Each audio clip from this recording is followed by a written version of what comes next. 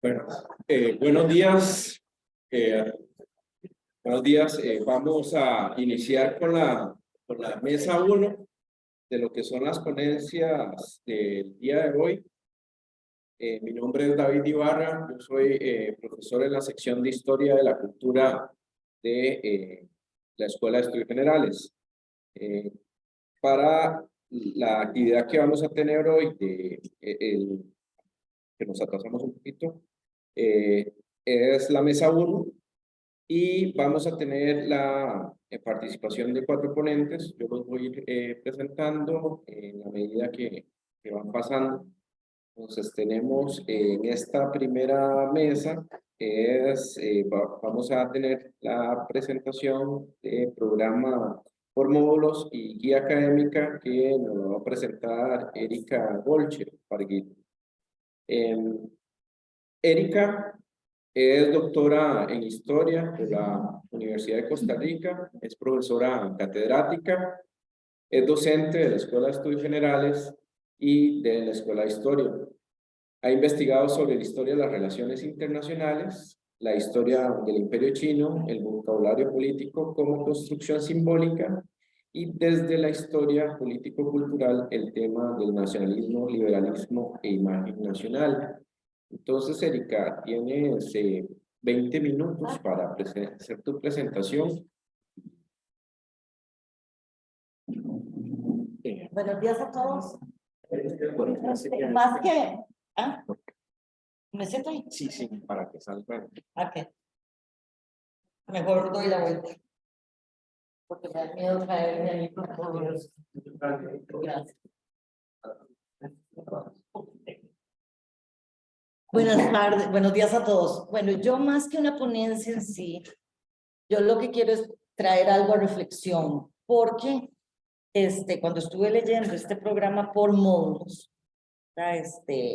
que me parece lo más novedoso que he visto en muchos, bueno, en décadas en la escuela,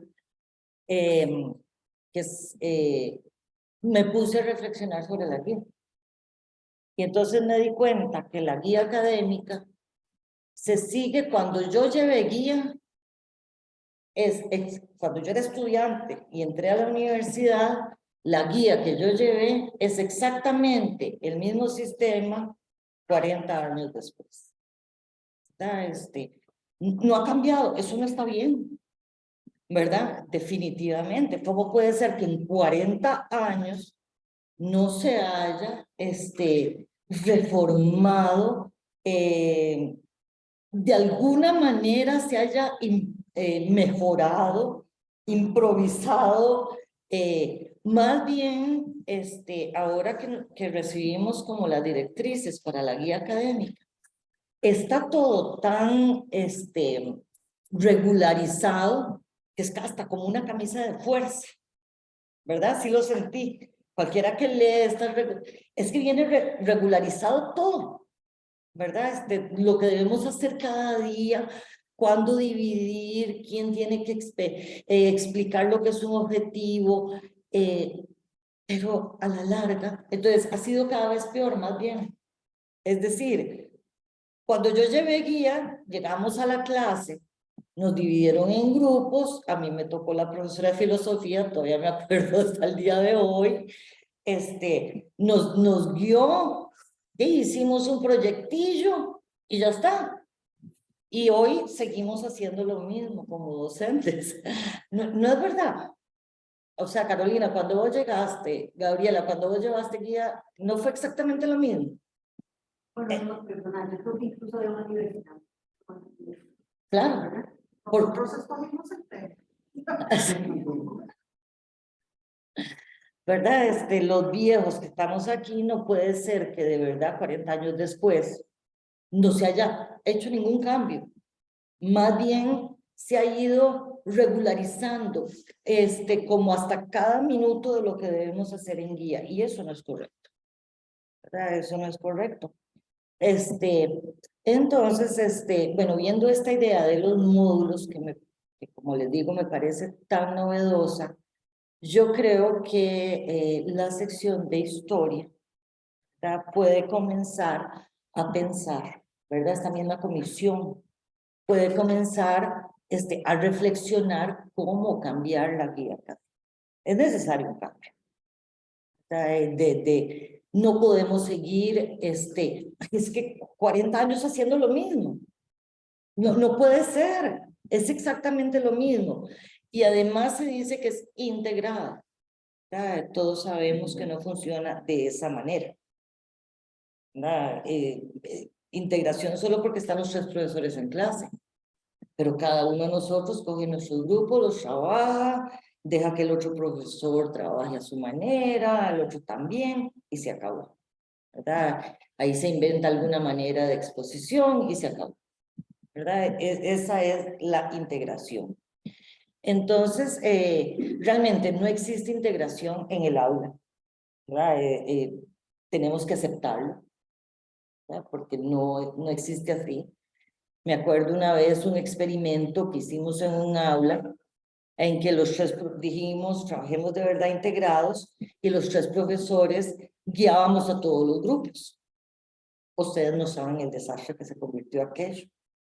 O sea, fue un desastre, porque digamos, yo les dije, yo me encargo de los objetivos de todos los grupos, pero cuando llegaba el profesor o la profesora de filosofía les decía, no, es que esos objetivos no están bien.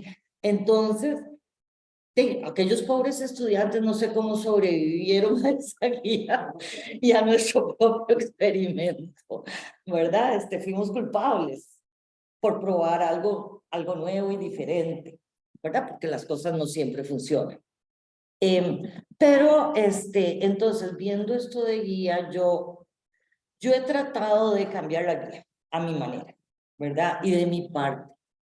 Yo he seguido un sistema de hacer revistas, ¿verdad? Cuando yo doy guía, lo que hago es que entonces mis estudiantes ya no siguen esa cuestión de un tema, objetivos y esto, sino lo que nos proponemos es hacer una guía, una revista académica, ¿verdad? Entonces, en esta revista, bueno, digamos, como una revista académica, toda revista académica tiene que tener, por supuesto, un tema, ¿verdad? Hablando ayer como que estaba hablando Esteban, que puso el ejemplo de inmigración, por ejemplo.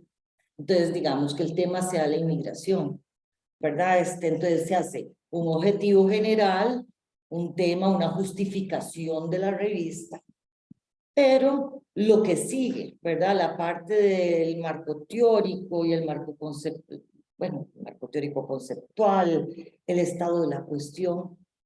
Cada estudiante en un tema como la inmigración, cada estudiante es responsable de hacer su propio artículo, ¿verdad? Entonces, dentro de la inmigración, cada estudiante escoge un tema de la inmigración, ¿verdad? Digamos, la persecución y la salida de la población LGTBQ, ¿verdad? O los inmigrantes venezolanos, o los que salen, bueno, solo en América, ¿verdad? Los que salen aquí, el tren de la muerte, etcétera. O los ucranianos, ¿verdad? Bueno, ejemplos faltan, entonces cada uno elige un tema dentro del tema general. Esto me elimina el que, digamos, se le recargue el trabajo a 1 o 2 estudiantes, ¿verdad? Porque aquí cada estudiante es responsable de su propio temita. Entonces, al final, lo que hacemos es una pequeña revista, ¿verdad? Queda como una revista. Me ha resultado excelente, ¿verdad? Y los estudiantes aprenden más y hacemos algo que es novedoso, ¿verdad? Realmente novedoso. Entonces, cuando ellos llegan al segundo semestre, cada uno lleva su propio temita, ¿verdad? Como proyecto, pero ya es prácticamente un articulito que ellos terminan haciendo, ¿verdad? No les pido, yo les pido 5 páginas, ¿verdad? Pero hay muchos que terminan haciendo 10 páginas, que les gusta el tema, ¿verdad? Porque cada uno escoge un tema que le gusta. ¿verdad? Pero esto es como un proyecto personal, porque un día de verdad yo sentí que ya no quería dar más humanidades, y yo dije, es que ya no quiero dar humanidades, no quiero. Y dije, ¿por qué? ¿Verdad? Me hice una reflexión y yo, me gusta la materia de historia, eso sí me encanta, es por la guía, ¿verdad? Porque de ahí tengo 35 años trabajando en la universidad, tengo 35 años haciendo la guía de la misma manera. No, es que es algo terrible, que no ha cambiado. Entonces yo sí quiero proponerles, ¿verdad? Bueno, y aquí que hay personas de comunicación, quiero proponerles, ¿verdad? Yo creo que la escuela, nuestra sección, puede comenzar a elaborar una guía por módulos, ¿verdad? Donde haya más libertad para los profesores. Porque no podemos seguir con esa camisa de fuerza que acaba de mandar la dirección, ¿verdad? No, es que ustedes, no sé si lo han leído esto, es que de verdad es una camisa de fuerza. Te dicen que tenés que hacer cada día, ¿verdad? Cada hora, que hay que explicar esto, que tal día, ese día se elige los grupos, que o sea, eso es horrible. No, no es cierto. Yo detesto que me digan lo que tengo que hacer cada 5, o sea, no puedo trabajar así, ¿verdad? Pero claro, ¿verdad? Siempre hay problemas, ¿verdad? Que uno tiene que resolver a lo largo del camino, ¿verdad? Porque uno trabaja con 3 profesores. Uno puede decidir trabajar de manera diferente, ¿verdad? Pero puede ser que el otro profesor que esté en el aula diga, no, yo quiero seguir con la manera tradicional como siempre lo he hecho, ¿verdad? Que es la explicación que me da ganas siempre como de matar a una persona cuando me dice eso.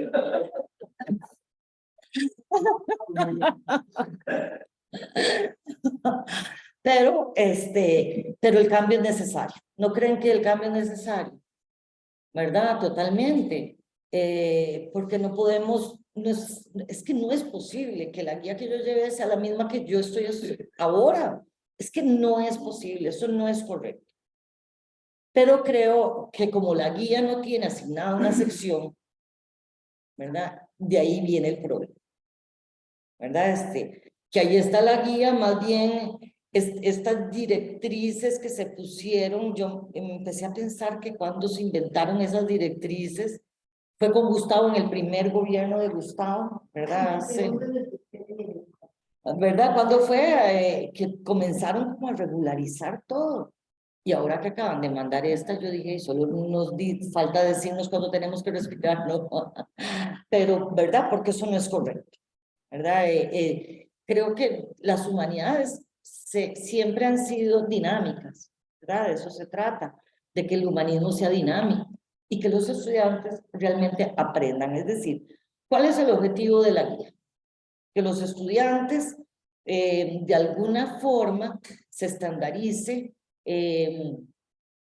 cómo investigar, ¿verdad? Cómo elaborar y hacer una investigación, ¿verdad? Supuestamente para que durante toda su carrera y cuando hagan su tesis ya sepan cómo elaborar una investigación, ¿verdad? ¿Estamos logrando ese objetivo? Realmente no, ¿verdad? Porque muchas veces llegamos, por ejemplo, yo en historia, bueno, David que ha trabajado en historia también, que hemos, Javier, que hemos dado repertorios o materias de carrera, nos damos cuenta que los estudiantes hay que comenzar a explicarles, ¿verdad? Ya estudiantes de segundo año o tercer año, ¿verdad?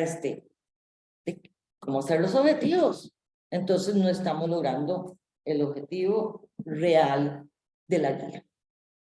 Tal vez si me permite, Claro. precisamente pensando la exposición que hizo Valeria hace un momento, creo que muchas de las competencias que hemos pensado para la guía académica son precisamente competencias relacionadas con el ser, ¿verdad? Y realmente es complejo cuando para el estudiante no hay sentido de propósito de hacer una tesina, ¿verdad? Y por eso trabajan uno o dos o 3 tal vez, ¿verdad? En el proyecto y eventualmente en la escritura de la resina. Esta forma de pensar, forma alternativa de pensar el producto final que podría elaborar en guía académica, ¿verdad? Que sería una revista. Yo creo que tiene igualmente todos los componentes que tendría un proyecto de resina, ¿verdad? Igualmente el estudiante tiene que trazar un objetivo, tiene que buscar autores, es decir, tener una especie de estado de la cuestión, tiene que plantearse conceptos principales que va a abordar, palabras clave que va a abordar durante el trabajo, ¿verdad? Y de alguna manera es lindo porque no es un documento en blanco y negro, ¿verdad? Tienen además que pensar en la diagramación, en las imágenes, ¿verdad? En las intertextualidades que va a tener la revista. Y yo lo exploré, digamos, esta idea a partir de una propuesta que había hecho Flor en el departamento de docencia universitaria, pero lo exploré en historia, en la materia de historia de la cultura. Y debo decir que fue muy bueno, ¿verdad? Como alternativa al examen final. Ajá, que produjesen una revista en equipo, ¿verdad? Entonces tenían que primero entender toda la lógica editorial de cómo se produce una revista, qué secciones tiene una revista, ¿verdad? Y eso también nos orienta, ¿no? Lleva hacia el mundo de las revistas académicas, o sea, más allá del perfil, o no sé, tú o la que quieras, ¿verdad? Men's Health. Esta cámara. Nos llevan ya. Sí, sí, no, como por ejemplo, yo siempre les pongo como National Geographic y todas esas, ¿verdad? Correcto. Y entonces ya tengo que escoger imágenes, ¿verdad? Y se vuelve, yo creo, una experiencia más gozosa. Como decíamos ayer, es que el emocional importa. Y si los chicos entran con ganas de estudiar, va a tener un nuevo, ¿verdad? Hay que aprovechar esa fuerza que trae, ¿verdad? Si de entrada la guía académica se vuelve pues, un paquete, ¿verdad? De trámites que hay que cumplir, ¿verdad? Yo creo que ahí está el despropósito, ¿verdad? Exacto.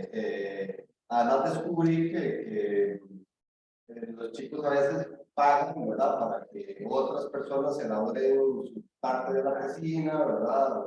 O cosas por el estilo. Sí, a mí me contó una profesora que existen ya tesinas hechas y que las venden, yo no lo podía creer. De verdad, no lo podía creer.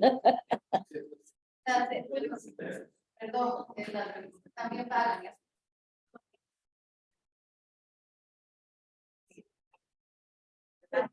Los estudiantes que pagan para que le hagan las revistas. Y claro, queda Pero, no, porque ahora existen. Nosotros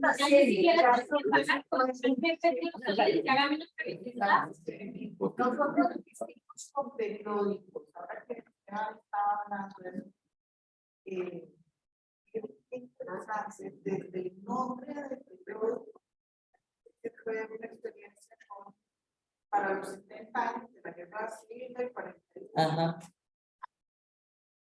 Bueno, son tan lindas, quedaron tan bien hechos y se trataron tan, que todavía no han los ejemplares. Pero bueno, pero para evitar eso, por ejemplo, los estudiantes usualmente usan Canva, ¿verdad? Entonces, Canva vos te puedes meter para ver el trabajo que ellos van haciendo, ¿verdad? Es una manera como de fiscalizar, ¿verdad? Ellos te incluyen y vos vas viendo cuando ellos van subiendo y van haciendo cosillas. O tal vez ni lo veas, pero el saber que uno está ahí, ya es, exacto, ya es suficiente, ¿verdad? Es como para tener una fiscalización, por decirlo de alguna manera. Porque ahí no podemos evitar que el que quiera pagar porque le hagan el trabajo,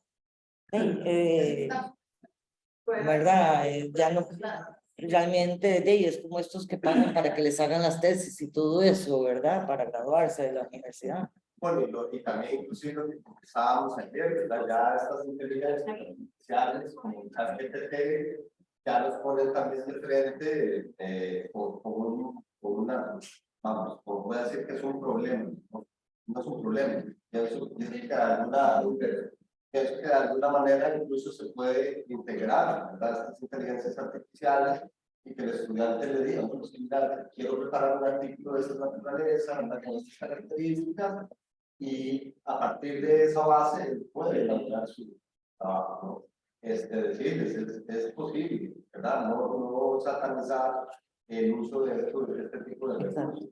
Más Por bien, ejemplo, se pueden usar. Por ejemplo, se pueden usar con un tema que es el que yo estoy trabajando ahora, el COVID, que hay tanta información como pro vacunación o contra la vacunación.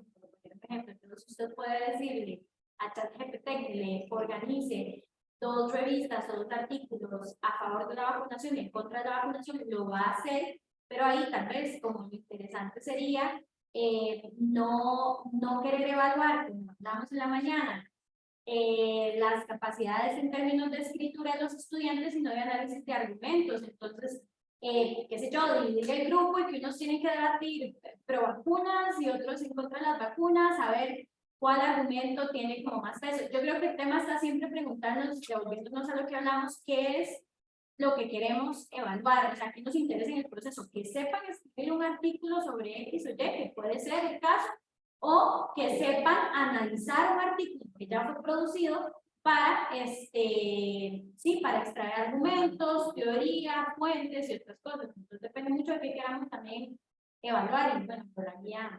y además,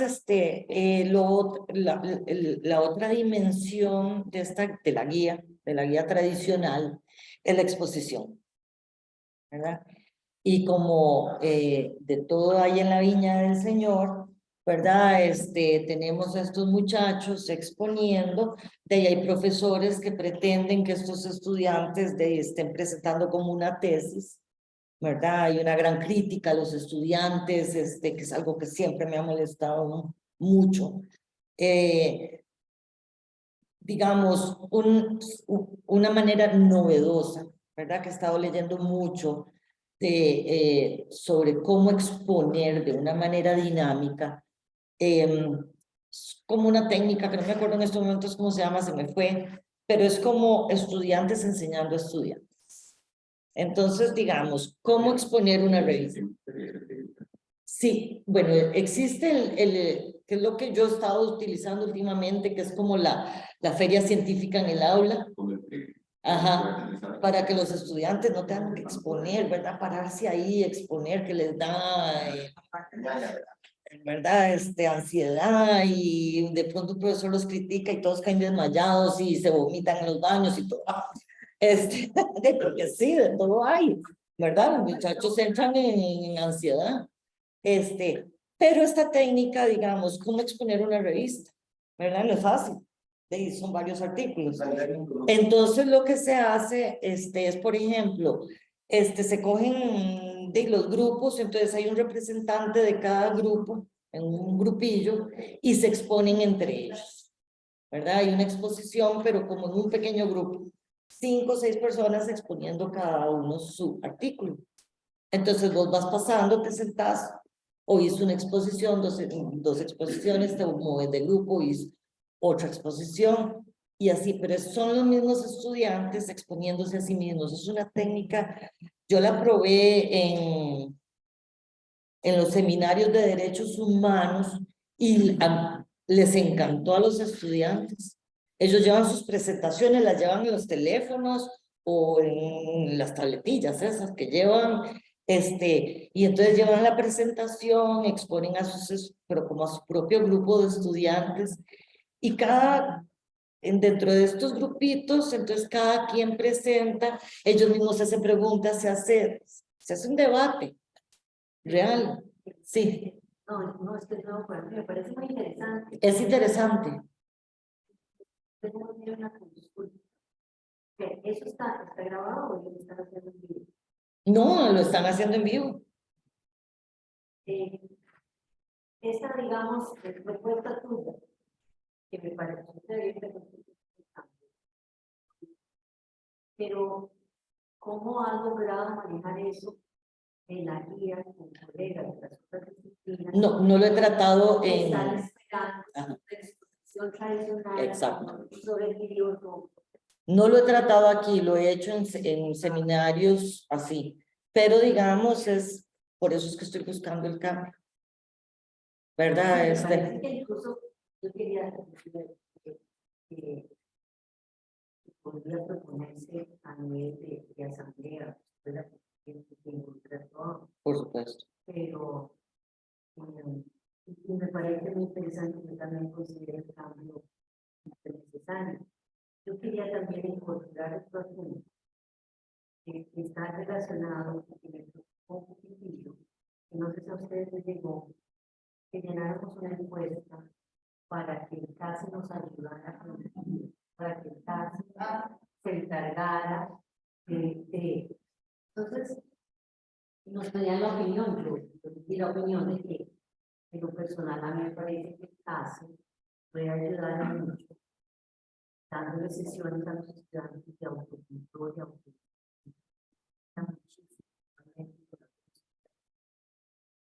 Pero que la cuestión de investigar, de redactar,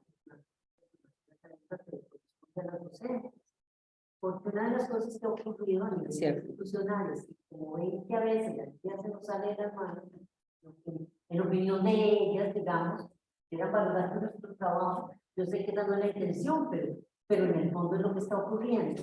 Entonces, si la guía no está resultando, entonces reduce el alcance, que vengan personas de tecnología de redacción. Y nosotros no podemos permitir, yo diría que no deberíamos permitir que algo que es nuestro que vaya de la mano. Entonces, una reforma puede proponer Se impone en estos momentos. Después de 40 años de hacer exactamente lo mismo, se impone una reforma. Este trabajo, muy bueno. Bueno, tenía la idea, pero bueno, bien la idea de cómo se dice. Ahí a ver, ¿cómo le vendemos la idea? Entonces, colegas, de que esto. Pero vos podés trabajar con tus grupos como vos querás. Sí, lo que pasa es que exactamente. A la hora de la exposición es por eso es que hay que hacer un cambio. Es decir, donde no necesariamente todos los profesores tengan que evaluar. Ay, qué cosa más espantosa. Sí.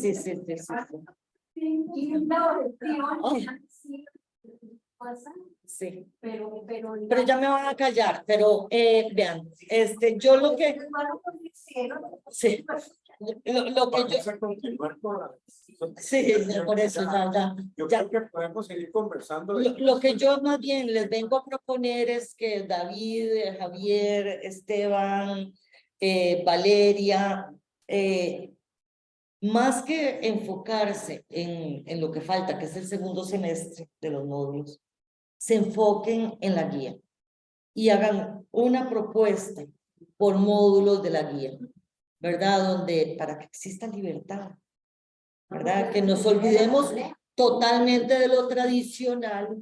Y yo creo que tiene que venir, ya que tenemos esta comisión de gente tan brillante, ¿verdad? Y que está pensando fuera de la caja, porque eso es lo que se necesita, ¿verdad? Para elaborar, yo de verdad les pido, creo que es urgente, ¿verdad? Que la Escuela de Historia, la sección, haga ese cambio y bueno, ya después traemos gente a bordo. ¿Verdad? Yo creo que todos estaríamos como hambrientos por un cambio, ¿verdad? Bueno, hasta luego. Gracias.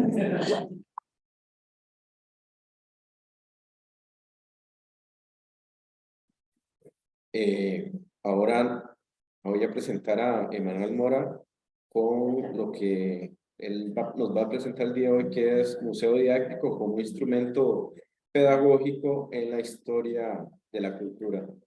Emanuel es doctor en Historia Griega y Romana por el Departamento de Estudios Griegos y Latinos de la Universidad Carolina de Praga. Tiene una maestría en Historia Romana por el Departamento de Historia de la Universidad de Bergen, en Noruega. Su bachillerato en Historia por la Universidad de Costa Rica. Tiene un bachillerato también en Filología Clásica por la Universidad también de Costa Rica. Es profesor tanto de la sección de Historia de la Cultura de la Escuela de Estudios Generales como del Departamento de Filología Clásica de la Escuela de Filología, Lingüística y Literatura de la Universidad de Costa Rica. Su campo de investigación se centra en este momento en la historia, en la historia de la enseñanza del latín y del griego en Costa Rica, así como la epistolografía latina en Costa Rica. Se encuentra también realizando una maestría en literatura clásica en el CEP de la Universidad de Costa Rica. Ha publicado artículos sobre la política exterior romana, lo sobrenatural y la guerra en el mundo greco-romano. Manuel, por favor, si te puedes. Por acá. Por acá sería.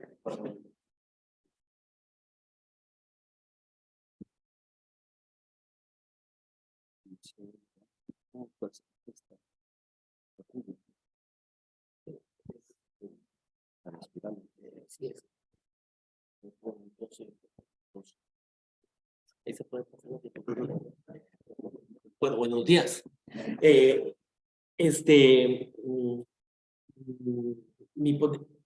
Vamos a ver. Ya. Vamos a ver si lo tenemos para atrás. Creo que sí. Ahí está, perfecto. Mi ponencia tiene que ver mucho con lo que acaba de hablar Erika, sobre la cuestión de hacer tal vez las cosas un poco más divertidas, y de esto se trata, ¿verdad? La cuestión lúdica es muy importante para aprender. No sé, a mí desde chiquillo me gustaba jugar y todavía juego. Así que yo aprendo más jugando que a veces haciendo cosas más serias. Y creo que los muchachos también van en esta dirección. La presentación se llama El Museo Didáctico como instrumento pedagógico en historia de la cultura. Esta herramienta, en realidad, yo la he empleado en otro curso, que se llama, en un curso de filología que se llama Seminario de la Edad de Augusto, y la he adaptado de alguna forma. Ahora vamos a ir viendo algunas adaptaciones posibles a historia de la cultura, y sobre todo ahora que vamos a trabajar con módulos, creo que se puede hacer también con los módulos, si los he entendido de la forma correcta, ¿verdad?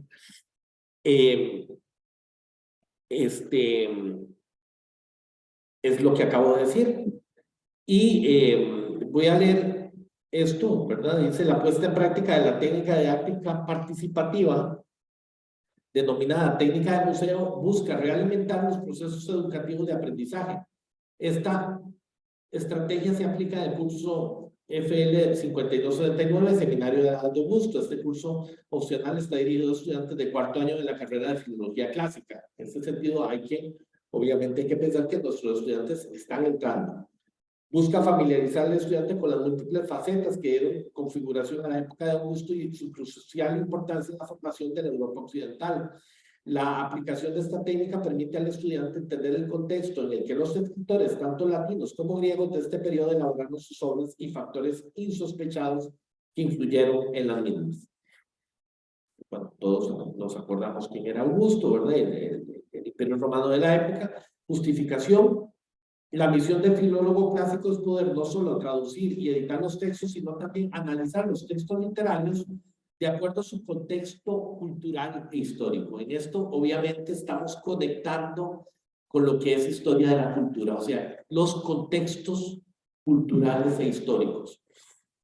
La cantidad de información a la que se tiene acceso hoy día hace que la receptividad de los estudiantes para adquirir nuevos conocimientos esté parcialmente bloqueada.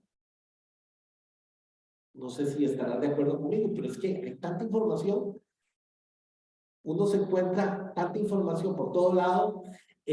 Antes, si uno quería buscar mucha información, se metía aquí a la Carlos Monge y se iba a la parte de las enciclopedias, comenzaba a buscar libros, pero ahora sí, en el fichero, pero ahora en el teléfono se trae información. El que quiere encontrar información, encuentra información. Pero es tanta la información que casi que uno da lecturas a los estudiantes y leen muy superficialmente a veces, o tal vez ya están cansados, ¿verdad? Entonces, esta es una forma distinta, digamos, de aprender. El poder insertar a los estudiantes en la época de literatura, en esto podemos cambiar las palabras, en una época histórica determinada, en un contexto, en una coyuntura sociocultural determinada, que se estudia, y el que pueden tener contacto con las fuentes primarias originales de la época, pensemos en documentos del Archivo Nacional de Costa Rica, copias, reproducciones, digamos, de cerámica, digamos, de la historia antigua de América, por ejemplo, o de historia medieval, etc. Entonces, fuentes primarias originales de la época y experimentar objetos y actividades de la vida cotidiana para los autores o para las personas que vivían en determinada época que estudian les dará una mayor comprensión de la época y los motivará a investigar más a fondo sobre la época en cuestión. Objetivos. 1. Familiarizar a los estudiantes con el uso de las fuentes primarias tanto en lengua original como en traducción. Esto se puede perfectamente aplicar también para los cursos de historia de la cultura. No es necesario en este caso saber quechua, por ejemplo, pero se puede presentar para que la vean. Y se puede poner la traducción al lado. O chino. O la lengua que ustedes quieran. Poder en contacto a los estudiantes con técnicas y soportes de escritura, en este caso del siglo I a.C. Ustedes imagínense, qué sé yo, un tipo de papel con el que se escribía en la columna, por ejemplo. Y con la gastronomía de la época. Imagínense, por ejemplo, hacer un arroz con pollo del principio del siglo XIX, que eran muy distintos.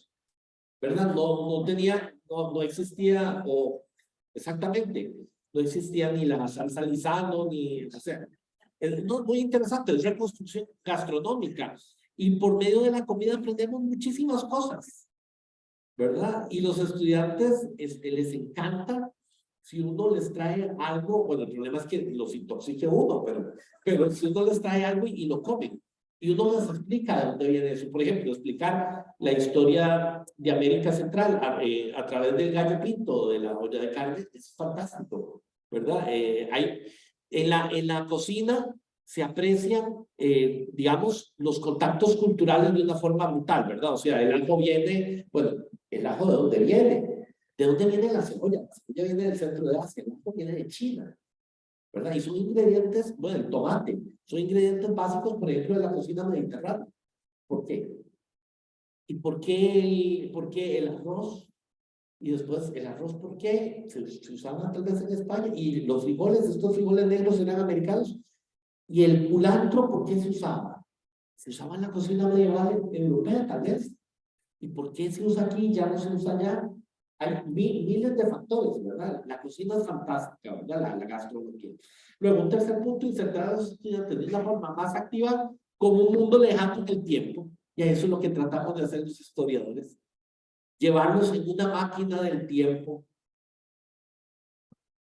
¿Cómo hacer? Pregunta resolver la estrategia. ¿Cómo hacer que el conocimiento aprendido en los libros sobre historia, literatura y vida cotidiana latina de edad de gusto, esto ustedes lo pueden cambiar a su gusto, ¿verdad? Se integre con las fuentes primarias para hacer que los estudiantes vean esta época desde el punto de vista de los autores o de los habitantes de una época determinada, de un periodo determinado. Diseño de la estrategia didáctica. Nuestra propuesta está inspirada en los principios de educación constructivista para el pensamiento complejo, ¿verdad? Aquí hay una cita de Verdejo: la realidad en sí misma es compleja, por lo que es necesario pensar en macroconceptos capaces de migrar de un área de conocimiento a otra, creando nuevos conocimientos siempre contextualizados, el contexto, ¿verdad? Y lo interesante de esta estrategia es que todos construyen el conocimiento, porque a veces cuando los estudiantes se exponen hay muchas cosas que uno no sabe y que ellos han investigado. Aprendizaje por proyectos. Este tipo de aprendizaje, el protagonista de su propio aprendizaje es el mismo estudiante. El aprendizaje por proyectos tiene sus raíces en la tesis constructivista desarrollada por estos psicólogos y constituye también un modelo de instrucción auténtico en el que los estudiantes planean, implementan y evalúan proyectos que tienen aplicación en el mundo real más allá de la aula de clase. Beneficios al estudiante, trabajo en equipo. Tiene que trabajar en equipo, ¿verdad? Yo los hago trabajar en grupos de 3, a veces de 6, ¿verdad? Cuando lo introducí esto en generales, también por la cantidad puse de 6, pero normalmente los grupos de 3 son mejores porque en un grupo de 3 todos trabajan, en un grupo de 4, normalmente 3 trabajan y 1 no. Entonces, en grupos de 3 es lo ideal, ¿verdad? Lo que pasa es que se harían muchas sesiones en este caso. Preparar al estudiante para puestos de trabajo, colaboración, manejo de tiempo, colaboración, ¿verdad? Se acerca a una realidad concreta en un mundo académico. Colaboración para la construcción del conocimiento. Aumento de habilidades sociales y de comunicación. Conexiones con otras disciplinas. Esto es muy importante, ¿verdad? Porque al final nos damos cuenta que historia se compone, bueno, eso lo sabemos nosotros, ¿verdad? Se compone de muchas otras disciplinas. Y hay que incursionar en ellas para poder, digamos, tener una aproximación de la realidad en algún periodo determinado, de realidades muy complejas, que si acaso podemos reconstruir de forma detectivesca, a veces. Y a veces no podremos reconstruir, tal vez jamás, por el carácter de las fuentes, pero bueno. Conexiones con otras disciplinas. Aumenta la autoestima. Esto, los estudiantes se sienten orgullosos cuando presentan los proyectos. Distinto, digamos, de cuando se presentan proyectos de exposiciones comunes y corrientes, donde está el profesor, todos están viéndolo, hay estudiantes con el teléfono, y no, esto es totalmente interactivo. Aplica el conocimiento de clase de un proyecto dirigido. Otras ventajas: se crea un concepto integrador de las diversas áreas del conocimiento, se promueve una conciencia de respeto de otras culturas, lenguas y personas, se desarrolla empatía por las personas. Porque si uno está exponiendo sobre una cultura determinada, por ejemplo, entonces se meten tanto en esa cultura que son empáticos y comienzan incluso piensan en seguir leyendo sobre determinados temas, incluso después de la clase. Desarrollar relaciones de trabajo con personas de diversa índole, promover el trabajo disciplinar, promover la capacidad de investigación y proveer una herramienta y una metodología para aprender cosas nuevas de manera eficaz. Otras ventajas aún: los estudiantes rescatan, comprenden y aplican lo que aprenden como una herramienta para resolver problemas. Los estudiantes aprenden a usar y manejar recursos con el tiempo y los materiales. Los estudiantes pulen habilidades académicas, sociales y personales. ¿Cuánto tiempo tengo todavía? ¿Cuánto tiempo? Todavía sí. Perfecto. Se motiva el interés por el aprendizaje y un sentimiento de responsabilidad y de esfuerzo. Y hay diversos teóricos de la estrategia del museo didáctico, que es esta particular, ¿verdad? Y estos son algunas de las fuentes que hemos tomado para la investigación. Bueno, por ejemplo, en este caso particular, ¿verdad? Es entender mejor las circunstancias que rodean la creación literaria. Pueden ustedes cambiar, ¿verdad? Los sujetos, ¿verdad? Los objetos. Y el escritor, el concepto del escritor en su relación con la sociedad de su tiempo en diversos aspectos: social, económico y político. La puesta en práctica. Digamos, este grupo de seminario, bueno, el grupo precisamente de historia de la cultura no puede pasar de 40 personas, ¿verdad? En este caso son grupos de menos de 20, en estudios generales son de 40, ¿verdad? El docente indica la cantidad de participantes, en este caso 3 como máximo por grupo, además sortea al azar sus integrantes. Serán grupos de 3 personas máximo, por lo tanto habrá unos 6 grupos. El docente indica el tiempo en que los estudiantes harán su análisis y se indica el tema a cada uno. En este caso, por ejemplo, de historia de la cultura, yo los puse a escoger sobre una cultura que quisieran, de la época que quisieran, del lugar donde quisieran. Se entrega el material de apoyo. Y entonces, por ejemplo, el material consistirá en la indicación de las fuentes primarias sobre la vida de cada uno de estos autores, bueno, de cultura. Digamos, por ejemplo, se les puede indicar dónde encontrar ciertas fuentes primarias, ¿verdad? Traducidas. Instrucciones para elaborar material didáctico de apoyo, por ejemplo, cómo hacer una toga, por ejemplo, o cosas de ese tipo, ¿verdad? Y fotocopia de libros, etcétera, ¿verdad? Luego, los estudiantes entregan sus opiniones sobre los autores a estudiar y el material de apoyo. Los estudiantes se encargan de tomar notas de las fuentes en cuestión. Los estudiantes analizan la información, porque no la van a repetir, sino que van a analizar la información de acuerdo a las fuentes. Hacen una síntesis de los resultados, elaboran una lista de objetos de exhibición, así como elaboran un guión de la misma. Ahí me faltó una tilde, no, perdón, creo. ¿No?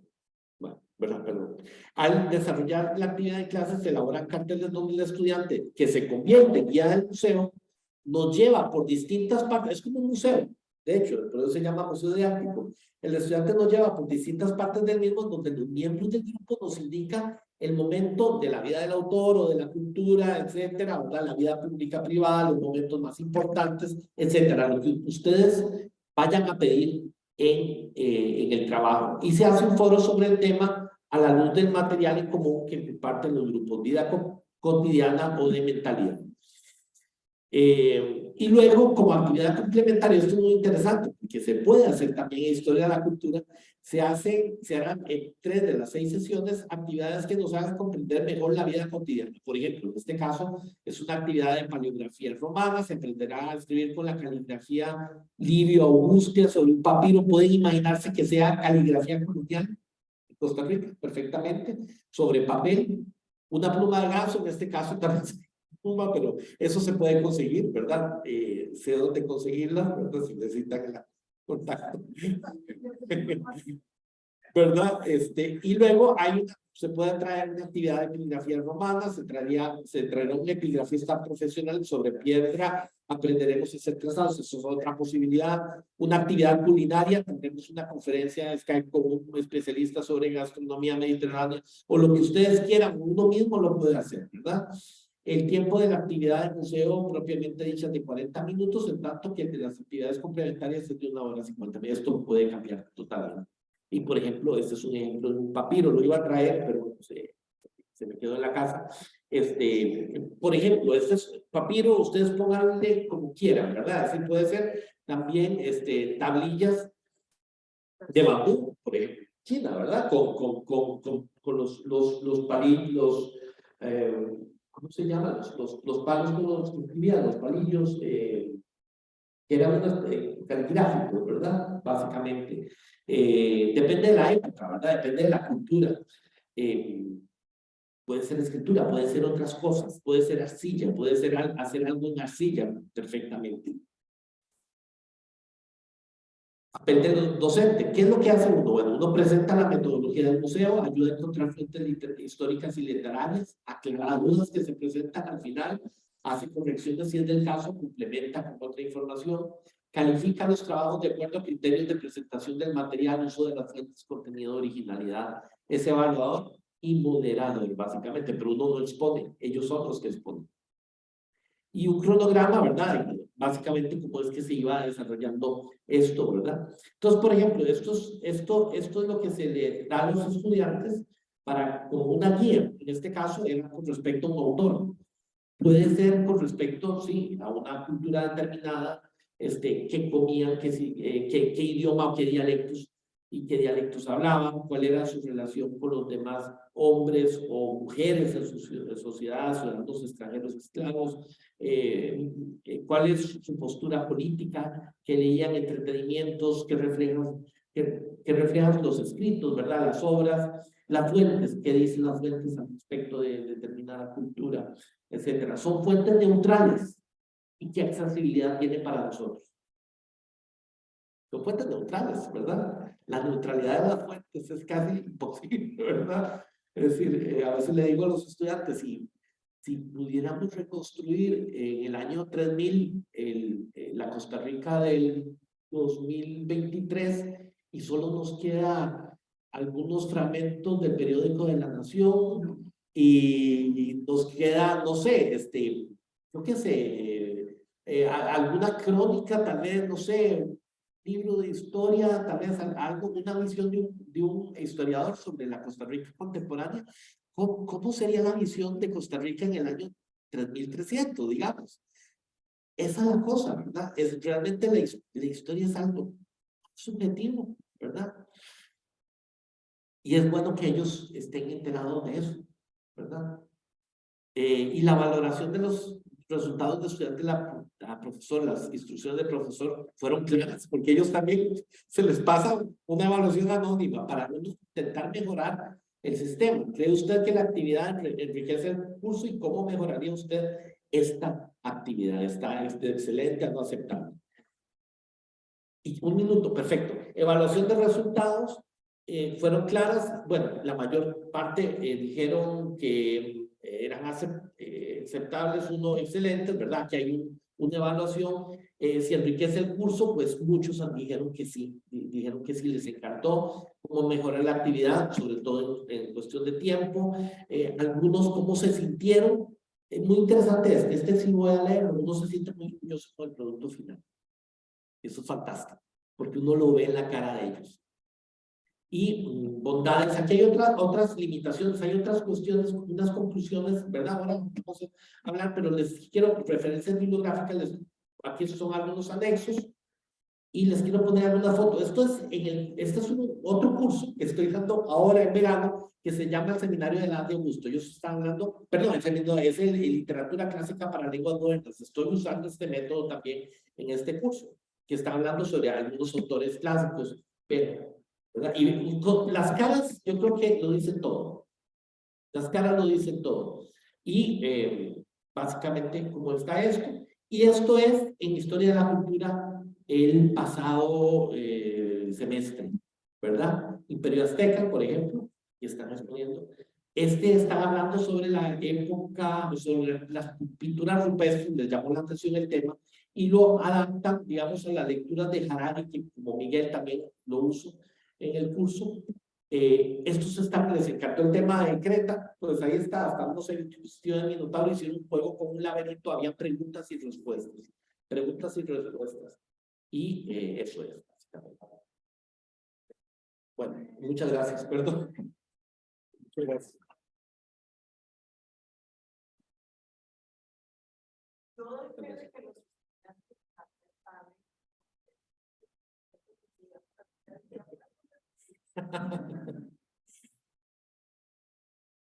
Bueno, muchas gracias. Bueno, sí. Bueno, les traje un cartel de los que hacen ellos, pero bueno, esto es simplemente, a veces me regalan los carteles, ¿verdad? Pues los traje como prueba del esfuerzo que ellos hacen, realmente para... Este es uno que fue, uy, Dios mío, este fue en otro curso, este no es de Historia de la Cultura, todavía se está cayendo las cosas, pero este es de un autor de Sófocles, precisamente, que está cayendo todo. Uy, perdón. Bueno, es parte del museo también. Este no era el diluvio universal, ¿verdad? Pero aquí está. Sí, claro que sí. Tiene hasta un pueblo. Sí, bueno, acá hay unas cosas que se Pero sí, los estudiantes, las evaluaciones son muy positivas. Sí. ¿De tipo de conocimiento que ellos adquieren? Exactamente, sí, son muy positivas. No, yo lo limpio, puedo entrar un palo de piso. Yo la compañera trabaja. Yo lo limpio. Ella ya. esa parte no se Sí, normalmente son. Bueno, yo lo vi, es verdad. Sí, es que nosotros coincidimos en este grupo y me pareció que ellos estaban en una actitud receptiva con la historia. Ahora entiendo por qué.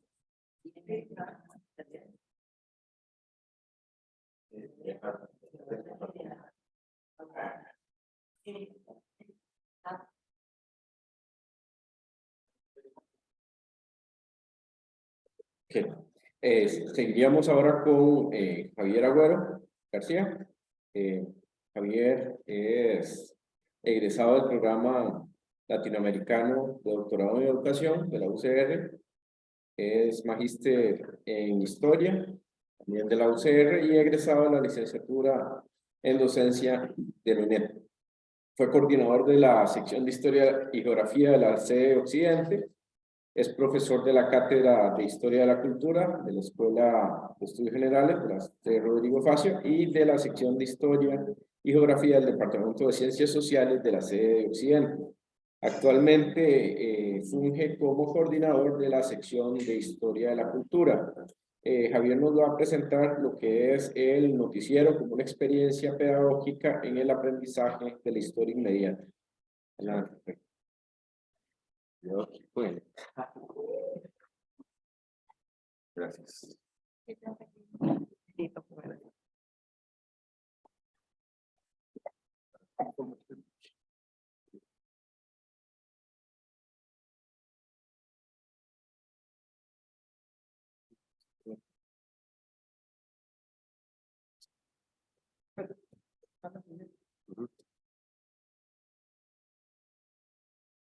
Estamos.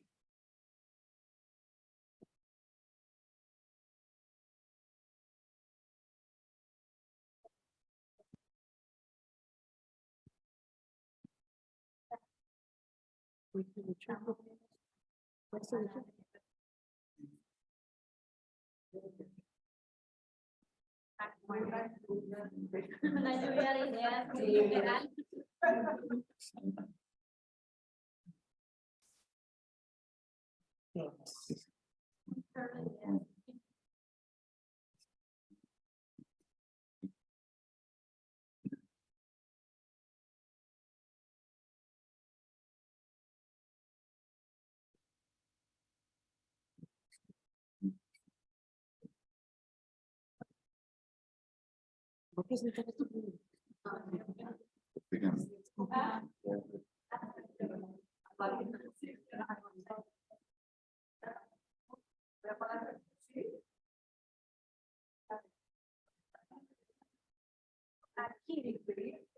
Aquí.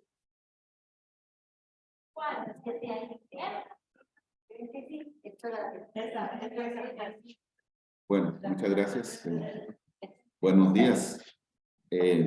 A partir de lo discutido en estas jornadas, a partir también de lo que Miguel Guzmán ayer nos trajo acerca de la preocupación sobre el bagaje, el bajo nivel que tienen los estudiantes en el primer ingreso.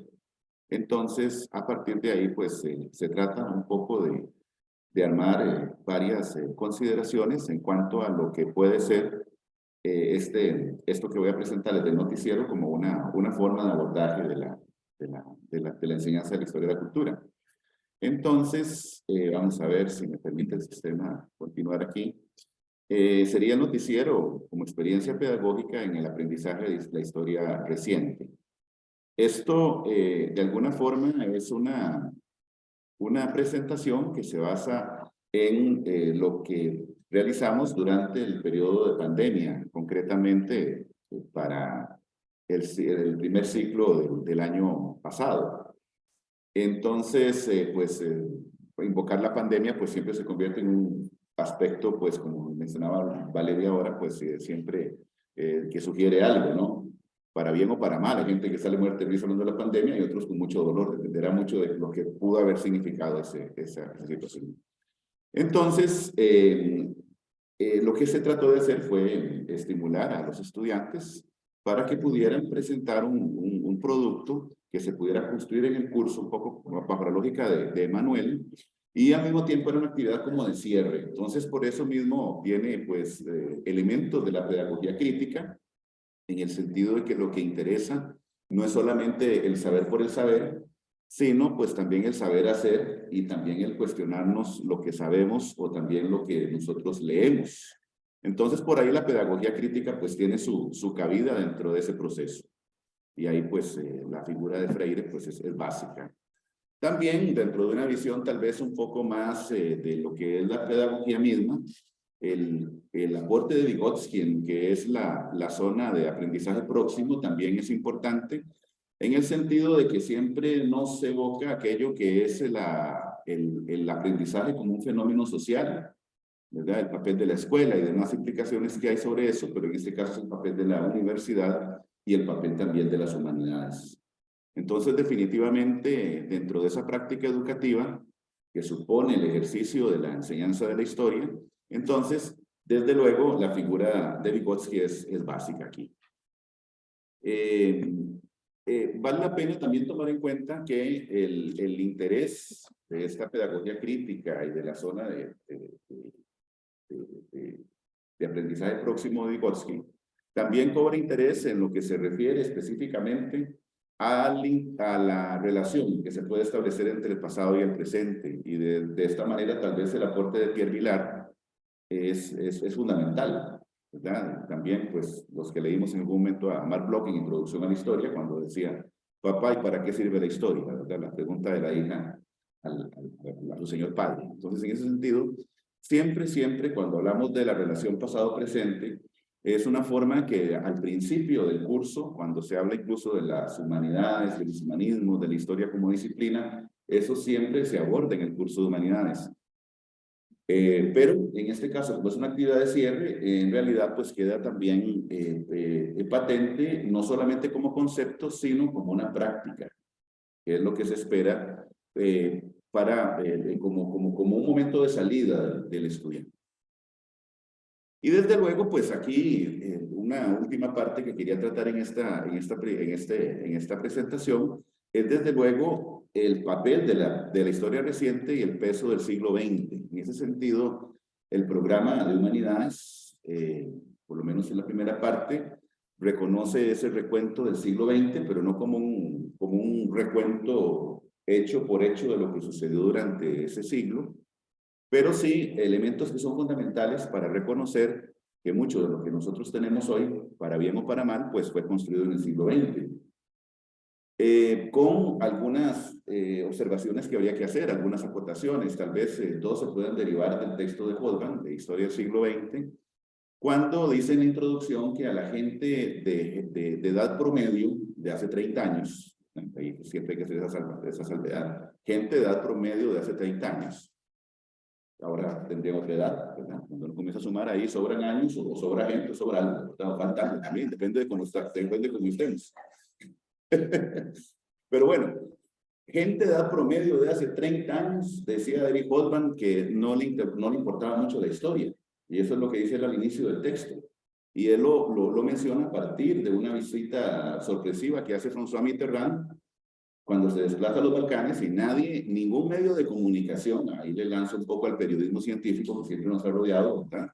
Ningún medio de comunicación se atrevió a decir que François Mitterrand se fue a los Balcanes en una fecha clave de junio, que de alguna manera era como para evocar lo que había sucedido con el estallido de la Primera Guerra Mundial, en junio de 1914, y François Mitterrand, como era un hombre ya entrado en años, ahí viene el asunto otra vez de la edad, él sí sabía, y él fue, pero nadie le dio pelota y nadie consignó que era una fecha histórica.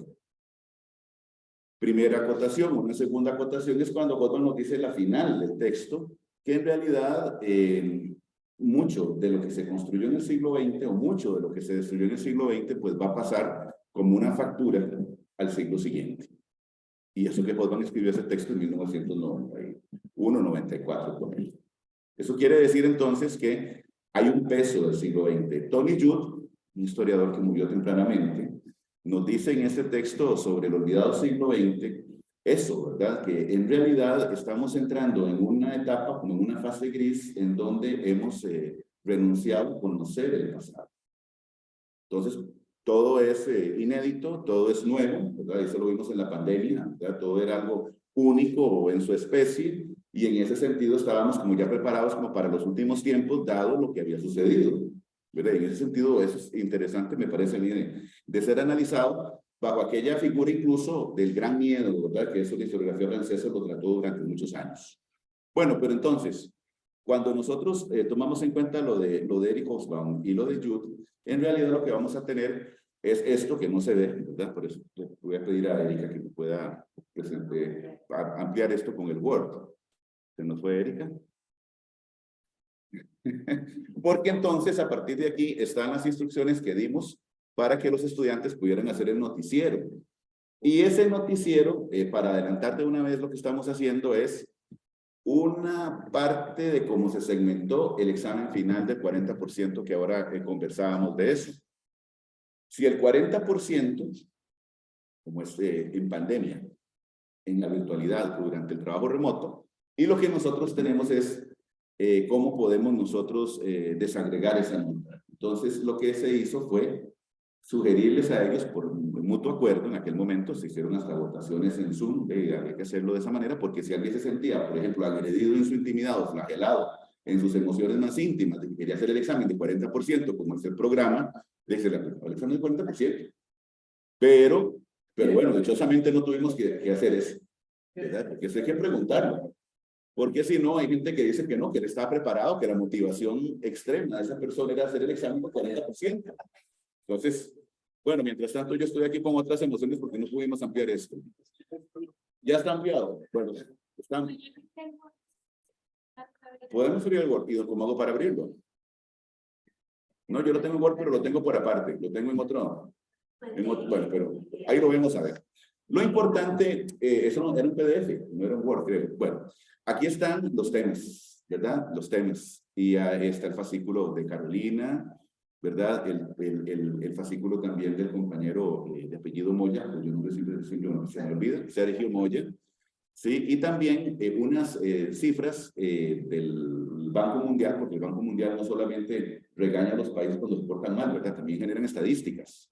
Y los estudiantes también dijeron, ay, del Banco Mundial, ay, del Banco Mundial. Estaban emocionados con el Banco Mundial. Bueno, ya saben que el Banco Mundial genera estadísticas también.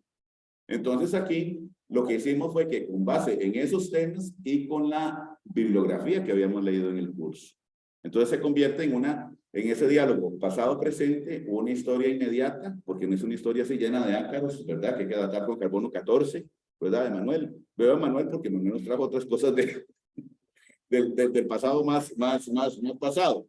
Pero es un curso también de historia, ¿verdad? Así es la cosa. Entonces, la desigualdad y demás. Además, había de fondo un texto brillante, me parece a mí, de los campos de concentración de la desigualdad, se llama el texto de Terbo. Es interesante porque los campos de concentración, la gente nada más lo que menciona es 5 minutos. La gente lo que menciona es campos de concentración y nada más lo que pasó en la Alemania nazi. Bueno, ese texto dice campos de concentración de la desigualdad. Entonces, bueno, derecho social, por ejemplo, desarrollo social y COVID, bueno, ese es el tema quinto. Y el sexto, desigualdad en tiempos del COVID. Entonces, con las cifras del Banco Mundial, ellos hasta construyen algunos gráficos y demás. Sí, en la rúbrica había un interés en que se pudiera siempre que más bien se procurara que el material fuera original, no que me trajeran un enlatado, porque eran 10 minutos de noticiero, y que en 5 minutos, 7 minutos me metan un enlatado de CNN, no sé de quién más, y después nada más presentan en la introducción con una cortina importada de un noticiero extranjero, y al final me hacen las buenas tardes, las buenas noches, o quién sabe qué puede ser.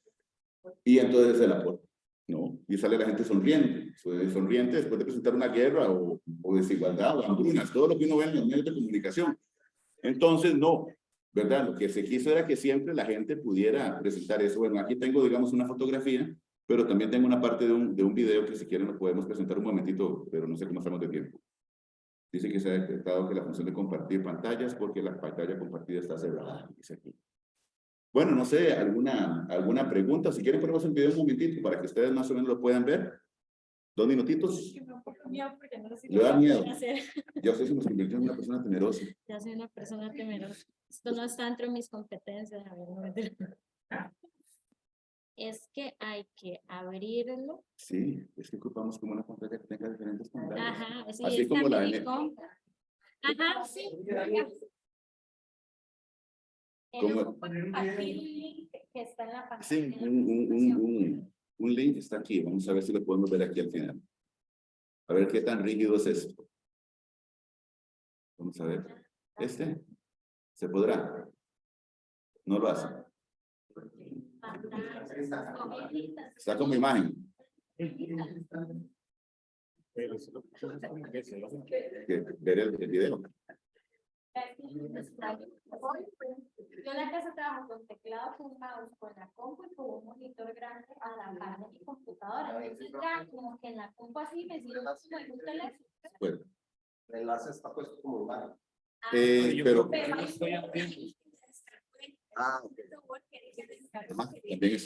también ahí está. Ah, bueno, ven, ese es uno de los trabajos que no fue el mejor, les digo, pero los otros que tenías no los pude abrir nunca, entonces traje este. está compartiendo. Es este.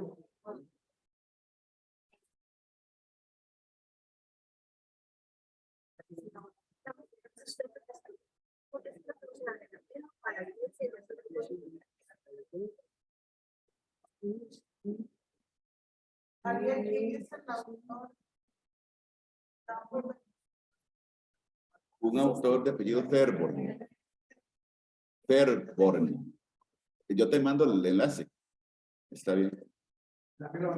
Ajá, sí. Gracias. Con mucho gusto te mando. Después hay otro que se llama La desigualdad mata. También. Y ahí habla, por ejemplo, del caso de Turquía. Bienvenidos todos y todas a una noche más de... Antes del terremoto. Cosa que no dicen los medios de comunicación, porque todo el mundo saca nada más a la gente que se trata de parecer europea, ¿verdad, Manuel? En esas novelas y películas y demás.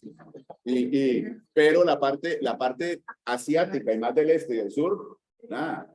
Y sobre todo por los kurdos y todo aquello, pero eso los medios de comunicación no lo atienden. Nadie los atiende. El que se entendía de eso era Saddam Hussein cuando los gaseaba la población, con la ayuda de Washington, ¿verdad? Pero estamos. Y estamos haciendo ¿cómo se llama esto? Comentarios de, ¿qué sería esto? Como partes comerciales, ¿no? Una cuestión ahí que tiene que ver con eso. Detrás de cámaras. Si no se puede, no hay problema, porque de por sí con el tiempo estamos un poco tallados, ¿verdad, don David? Bienvenidos y bienvenidas todos y todas a una noche más de Islam News. Pero hoy vamos a hablar un poco sobre el Islam. Pero bueno, entonces, el Islam es una de las religiones con más seguidores de todo el mundo, pero también es una civilización y cultura poco conocida. Muchas de las opiniones y juicios que se emiten sobre el Islam se sustentan de estereotipos o enfoques que lo reducen al fanatismo o a la violencia de ciertos grupos minoritarios. A continuación, vamos a presentar brevemente sobre las creencias básicas, una explicación sucinta sobre algunas de las dimensiones políticas de esta religión y una reseña de las principales modificaciones sociopolíticas contemporáneas que tiene como referente el Islam. En nuestra sección de historia empírica vamos a hablar sobre los musulmanes, que son aquellos que se someten a la voluntad de Allah, como se le denomina a Dios en lengua árabe. El nacimiento del Islam se da en la península arábiga del siglo VII, donde la revelación divina fue dada a Muhammad. La revelación dada a Muhammad está contenida en el Corán. El Corán es el libro sagrado del Islam, que para los musulmanes es la palabra literal de Dios. El Corán tiene la función...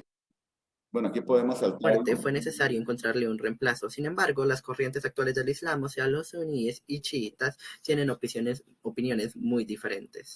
Para la gran mayoría de musulmanes suníes, no hay en el Corán o en el Suná una instrucción específica para la elección del califa. Por eso han decidido democráticamente votar por Abu Akbar como el primer califa. En la rúbrica, si se me... por favor, no inundaran de... El salafismo. Bana era el pionero del renacimiento sociopolítico del Islam en el siglo XX. Luego, sobre todo con nombres que son extranjeros. En 2011 y 2012, un partido islámico fue el ganador de las elecciones parlamentarias y presidenciales. Otros mejor elaborados, incluso presentaban reportes y entonces ponían un fondo. Muchas gracias. Bueno, al igual que la gran mayoría de las religiones del mundo. De la guerra en Siria, ¿verdad? Que nadie se acuerda de la guerra de Siria, entonces eso... El Islam tiene pues, varias corrientes. Para no abusar del tiempo, don David. Entonces, yo les agradezco, casi le pego un manazo. Muchísimas gracias, les agradezco entonces a ustedes la paciencia de escucharnos y muy amables entonces. Gracias. Claro, porque yo no le quiero el tiempo, sí, es así. Bueno, ahora vamos a tener la participación de Jorge Alberto Monge Ortiz con la Universidad de Costa Rica como paradigma socioeducativo en la sociedad costarricense. Jorge Alberto Monge es magíster en comunicación en la Universidad de Costa Rica, licenciado y bachiller en educación con énfasis en enseñanza del español, licenciado y bachiller en artes dramáticas por la Universidad de Costa Rica. Es docente desde hace más de 30 años en la educación universitaria y secundaria. Desde el año 2010 ejerce como profesor en la Universidad de Costa Rica, en la Escuela de Estudios Generales y en la Cátedra de Comunicación y Lenguaje. Jorge, adelante. Bueno, buenos días. Espero no ocupar más de los 10 minutos. Aquí le corté un poco por el asunto, pero me alegro de estar aquí. Bueno, mi ponencia atiende un poco, yo sí voy a leer, perdón, por el asunto del tiempo. Obedece como una inquietud, digamos, precisamente de que se ha comentado acá sobre el asunto de qué hacer o qué educación, digamos, necesita el joven cuando llega a los estudios generales. Entonces, como la idea central, yo estoy convencido de que, por ejemplo, en la formación secundaria, trabajé muchos años en secundaria, entonces la formación secundaria está muy fragmentada y el contenido humanista que se da en la Escuela de Estudios Generales es precisamente, o sea, lo integrado es lo que hace falta, porque la visión segmentada es de repente lo que hace que los saberes se den de manera independiente. Entonces el muchacho cuando llega aquí, digamos, una de las dificultades que tiene la guía académica es precisamente el trabajo en equipo, para empezar.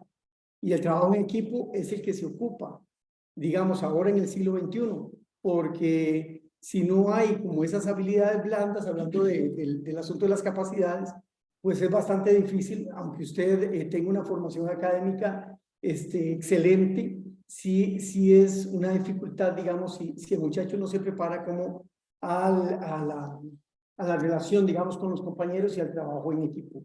Entonces, el humanismo a mí me parece esencial.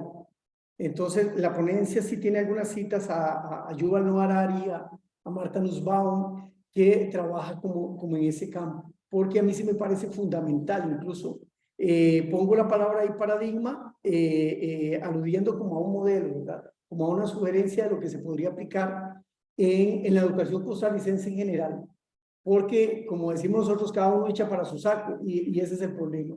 O sea, no podemos plantear, digamos, el desarrollo de nuestro país si los muchachos llegan acá orgullosísimos de no haber leído un solo libro. O sea, eso es prácticamente una tragedia en 11 años de educación que tienen encima. Entonces, cuando los tenemos en generales, muchas veces la formación digamos, carece de ese tipo de habilidades como las capacidades lectoras, por ejemplo. Entonces, voy a tomarme la libertad, y ahí me disculpan si de repente los aburro, de leer para hacerlo en el tiempo establecido. Dice, la gran oportunidad que tiene la Universidad de Costa Rica es constituir un crisol de personas y de pensamientos. Es, sin la menor duda, una pluralidad pensada con el fin de adquirir conocimiento y de ponerlo al servicio de la población en general. El joven que se gradúa en la Universidad de Costa Rica tiene la capacidad de servir a la población que financia su educación en las aulas de esta alma mater. El humanismo, por su parte, constituye a inicios del siglo XXI el regreso al origen. El conocimiento es hoy día la génesis de la solución. En este momento se cierne sobre el ser humano una coyuntura que lucha de frente contra la muerte. Lo tuvimos como muestra en la pandemia. Se perdieron muchas vidas y en este momento se siguen perdiendo muchas vidas debido a la guerra, al hambre, a los virus y a muchos problemas que sí o sí deben tener solución. Esta solución está entre nosotros. Para ello urge la mejora del paradigma educativo para que no sea fragmentado y con una visión solamente productiva y de consumo. Visión que aleja la educación de soluciones integrales. Una propuesta que no discrimine a las materias por no ser útiles, entre comillas, pues esto daría el traste con el desarrollo de las capacidades de los jóvenes del siglo XXI. Se necesita de una juventud crítica, creativa, que filosofe y se comunique, que sepa de arte, de ciencia, de literatura, de cosmos, de inteligencia artificial, de bits, de algoritmos y de inteligencia emocional. Se ocupa dejar a un lado o cuestionar por lo menos la sociedad de consumo que somos y que prepara a los ciudadanos solamente para consumir más.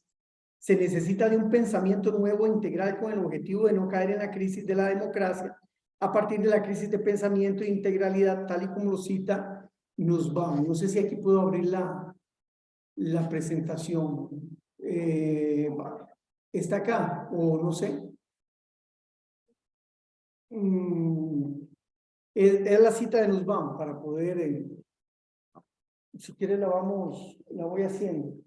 Igual dice Nussbaum, si esta tendencia se prolonga, las naciones de todo el mundo en breve producirán generaciones enteras de máquinas utilitarias, en lugar de ciudadanos cabales con la capacidad de pensar por sí mismos, poseer una mirada crítica sobre las tradiciones y comprender la importancia de los logros y sufrimientos ajenos. El futuro de la democracia, perdón, a escala mundial pende de un hilo. Esta aquí presentación. Esto es lo que nos dice Marta Nussbaum en un libro muy interesante que se llama Sin fines de lucro, que habla precisamente sobre nosotros, sobre la educación superior. La globalización nos obliga a pensar como ciudadanos del mundo. No obstante, para ello, debemos pensar en qué hacemos, qué hemos hecho en el pasado y con qué herramientas del conocimiento nos defendemos hoy.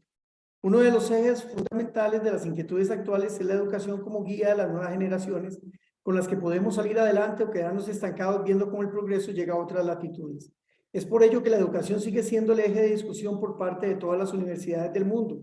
En sus quehaceres y de la misma manera se cuestiona a diario cuál es la forma de educar a las nuevas generaciones para los retos de este siglo XXI, y es para estos retos que se puede recurrir al paradigma educativo de la Universidad de Costa Rica, entendiendo esto como el modelo a seguir tal y como plantea Gerardo Contreras en su análisis sobre la condición humanista en las aulas de estudios generales. Hoy más que nunca,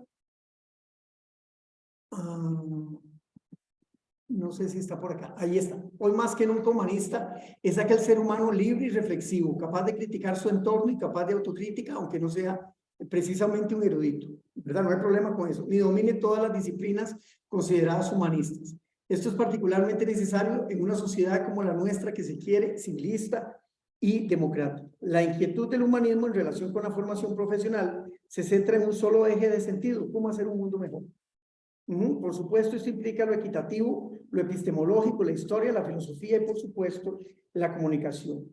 Bastará echar una mirada a la educación secundaria costarricense para que nos resulte fragmentada y en crisis. La falta de compromiso hace que carezca de la formación en habilidades que capaciten a los muchachos, ¿verdad? No solo para que se incorporen al mercado laboral, sino también para que adquieran independencia de pensamiento, una formación ética que los prepare para los dilemas que propone este siglo XXI. Se trata de adquirir conocimiento como causa, de formar un ciudadano que tenga presente que la verdadera riqueza se encuentra en sí mismo y en sus compañeros, y que es la educación la clave para desarrollarse como persona y para evitar enfrentar esta incertidumbre global, gigantesca, que hay un autor, Byung-Chul Han, que escribe precisamente sobre la sociedad contemporánea que nos abruma y nos deja sin ningún asidero a nivel de conocimiento. La educación se encuentra implicada proporcional y directamente con el derecho a la libertad, tal y como la concibe Amartya Sen en su teoría de las capacidades, en la cual sostiene que el bienestar de las personas se debe leer como la capacidad que tienen los individuos de llevar una vida rica y fructífera. En palabras del Informe de Desarrollo Humano de las Naciones Unidas, creo que tengo la cita aquí: la verdadera riqueza de una nación está en su gente. Sin lugar a dudas, el objetivo básico del desarrollo es aumentar las libertades humanas en un proceso que puede expandir las capacidades personales, toda vez que amplía las alternativas disponibles para que la gente viva una vida plena y creativa. Por ello se hace necesaria la formación humanista en la sociedad costarricense, y es sin duda el instrumento objetivo ideal del desarrollo. No se trata solo de la persona educada en la universidad, sino de la persona integral y plena ejerciendo sus derechos. La universidad, como se observa, constituye el marco conceptual humanista que coadyuva a la formación profesional del individuo, y esta formación se encuentra relacionada directamente con el desarrollo social, ¿verdad? Aquí es donde empieza el desarrollo de este país. De cara al siglo XXI se hace necesario volver la mirada a cuál es el tipo de educación necesaria para esta coyuntura. Para ello también se puede citar a Harari en su libro 21 lecciones para el siglo XXI, cuando se refiere al sentido que debe tener la educación como un relato nuevo. En un mundo de este tipo, o sea, el mundo de nuestro siglo, lo último que un profesor tiene que proporcionar a sus alumnos es más información. Ya tienen demasiada. En cambio, la gente necesita la capacidad de dar sentido a la información, de señalar la diferencia entre lo que es y lo que no es importante, y por encima de todo de combinar muchos bits de información en una imagen general del mundo. Más adelante el mismo Harari hace referencia a las materias que serán necesarias para el siglo XXI, esas 4 que están ahí: pensamiento crítico, comunicación, colaboración y creatividad, ¿verdad? Que eso lo hemos visto en las exponencias. Bueno, piense, ¿qué es lo que dice Harari? Bueno, dice tal cosa. Ok, pero después de eso, ¿qué es lo que dice usted? ¿Qué opina usted sobre lo que dice Harari? Porque no es como repetir lo que se da en la educación primaria y secundaria, como repetir lo que dijo tal en otras latitudes, que es muy importante. Pero además de eso, bueno, ¿qué hace el joven con eso? ¿Por qué le interesa? ¿Por qué el muchacho está pidiendo, bueno, hagamos generales en otra parte para que sea más facilito? O, bueno, pero ¿eso qué? O sea, ¿cuál sería el compromiso? ¿Qué pasaría si no se hacen exámenes? O si usted de pura entrada le dice, vea, estimado joven, tiene un 100, viene a clases con un 100, con la calificación, porque usted no es un número. ¿Qué nota se le pondría a los grandes pensadores? ¿Qué calificación? Es difícil, el asunto de la evaluación a mí me parece bastante complicado. ¿Cómo evaluaría usted a una persona que es amable? ¿O cómo evaluaría usted a alguien que le agrada mucho, digamos, lo que hace, la materia que explora? ¿Qué calificación le pondría? Porque es como encerrarnos a nosotros mismos, y es de repente lo que no nos deja como desatar nuestra imaginación y la creatividad que nos hace falta ahora, sobre todo en este siglo, ¿verdad? Ya los que somos del siglo pasado ya vamos pasando, pero lo importante es como, bueno, ¿ahora qué? ¿Qué hago con esta enorme cantidad de información que tengo en el celular? Porque yo jamás hubiera tenido la facilidad de tener toda la información ahí en el teléfono, para lo que sea, ahí anda la vida, los muchachos. Entonces, de repente, como, bueno, ok, apaguen el teléfono. ¿Cómo? Voy a apagar el teléfono. Ay, jamás. Pues, ¿y si me llaman? Y uno, no lo van a llamar, tranquilo. Entonces, de repente, como que es como el cuestionamiento, ¿qué se hace con el tiempo? Ahí estaba leyendo la otra vez a Susana, se me va el nombre, el capitalismo de la vigilancia. Se llama el libro así, que es sobre la cuestión del tiempo, cómo de repente nos quitan el tiempo, las redes sociales, y del tiempo estamos hechos. Entonces, de repente, como el juego que hay ahí, que los muchachos no se dan cuenta. El otro día un estudiante me decía, pasé 10 horas en TikTok, y yo, por Dios, y bueno, está bien, es una opción. Ajá, es una opción, pero 10 horas de su vida. ¿Se imagina que estudiara 10 horas seguidas? Sería impresionante eso. Una erudita. Es impresionante, pero son alternativas que hay hoy día. Conectémonos todos, no sé, 24, 30, 100 muchachos conectados en un juego mediante internet. Eso en mi época no existía, ¿verdad? Yo soy de radio de tubos, entonces es una cosa más corona.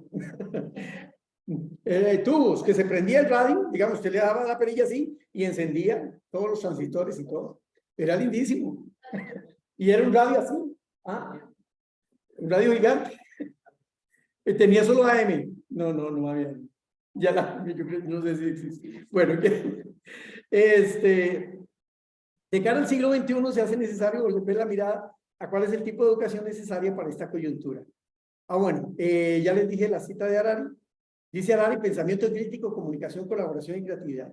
Los ejes pedagógicos, ¿verdad?, que propone este autor son humanistas, puesto que piensa en el desarrollo de las personas de forma integral en su inserción en la dinámica de la realidad compleja del presente siglo. Harari mismo resalta que para el siglo presente lo que hace falta son habilidades de uso general para la vida que vivimos. En cuanto a la formación integral, se puede citar nuevamente a Gerardo Contreras en su libro, se llama Reflexionar la universidad. El hombre y la mujer no son, se hacen. El ser humano existe, su esencia se constituye con y a través de la historia de la cultura. Este proceso de constitución lo llamamos humanizarse. La educación en Costa Rica necesita de un proceso de aprendizaje humanista. El mismo conocimiento y la forma en la cual lo elaboramos nos ayuda a mejorar nuestra existencia en la medida que lo hacemos práctico. La pregunta epistemológica de estos inicios del siglo XXI es cuál es la forma en que se construye el conocimiento y por qué ha dejado de ser humanista para convertirse con el tiempo y en algunas ocasiones en una educación de consumo con un enfoque meramente económico y por supuesto cambiar ese rumbo.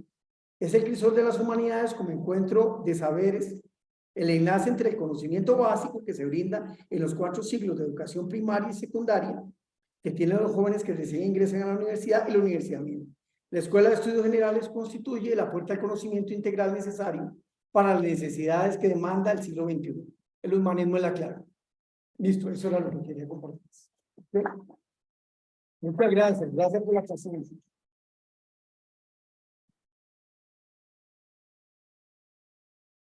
Muchas gracias, muchas gracias.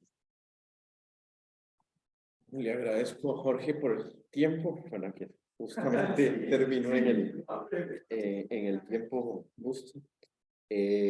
Bueno, para concluir, hay varios aspectos, ¿verdad?, que valdría la pena. Esto es como una ventana para una discusión más a profundidad sobre lo que es la guía académica, ¿verdad?, partiendo de lo que comentaba Erika. Luego,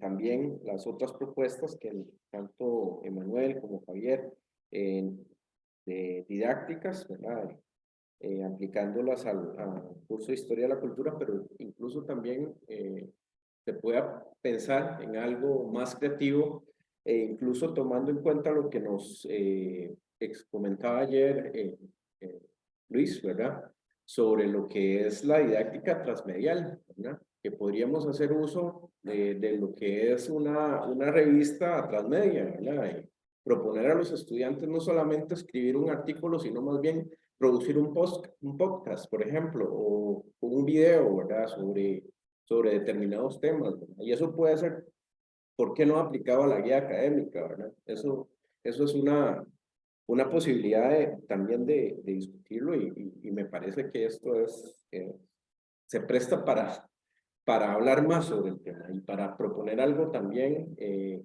Si estamos haciendo cambios a nivel de programas de Historia de la Cultura, ¿por qué no hacerlo también a nivel de guía académica? Me parece que es una propuesta, ¿verdad?, que se hace, ¿verdad?, y que es muy válido.